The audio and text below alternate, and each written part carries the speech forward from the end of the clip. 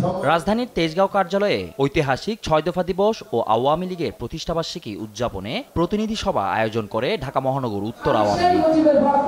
দলে দলে অংশ নিয়ে কর্মসূচি সফল করতে নেতাকর্মীদের প্রতি আহ্বান জানান মহানগরের নেতারা। দুর্নীতির বিরুদ্ধে প্রধানমন্ত্রী শেখ হাসিনা জিরো টলারেন্স উল্লেখ করে দলটির সাধারণ সম্পাদক বলেন, বেনজির আজিজ কোনো অপরাধ করলে ব্যবস্থা নেওয়া হবে। আওয়ামী লীগ শৃঙ্খলা ভঙ্গ করে কাউকে পুলিশ, সেনাবাহিনীর, র্যাবের বড় পদে বা প্রশাসনে বসায়। আমরা পরিষ্কার বলে দিয়েছি, বেনজির আমাদের দলের লোক নয়। সিনিয়রিটি মেধা নিয়ে সে আইজিপি হয়েছে। আজিজও আমাদের দলের লোক নয়,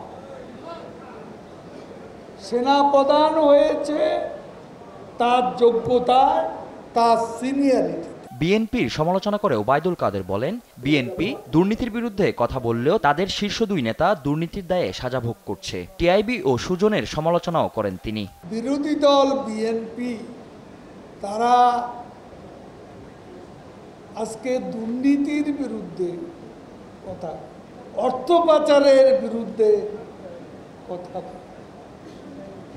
তাদের দলের প্রধান দুর্নীতির অভিযোগে আজকে সাজা ভোগ করছে। প্রধানমন্ত্রী শেখ হাসিনার উদারতা বাসায় বসে চিকিৎসা করছে। আপনার দলের ভারপ্রাপ্ত প্রধান মানি লন্ডারিং মামলা, অস্ত্র চোরাচালানে মামলা, 10 ট্রাক অস্ত্র, দুর্নীতির মামলা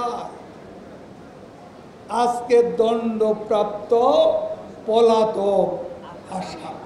ঈদের পর মেয়াদোত্তীর্ণ সব কমিটি পুনর্গঠন করা হবে উল্লেখ করে ৬ দফা দিবস ও প্রতিষ্ঠাবার্ষিকী সফল করার আহ্বান জানান আওয়ামী লীগ সাধারণ সম্পাদক ফজলে আদিত্য, দেশ টিভি, ঢাকা।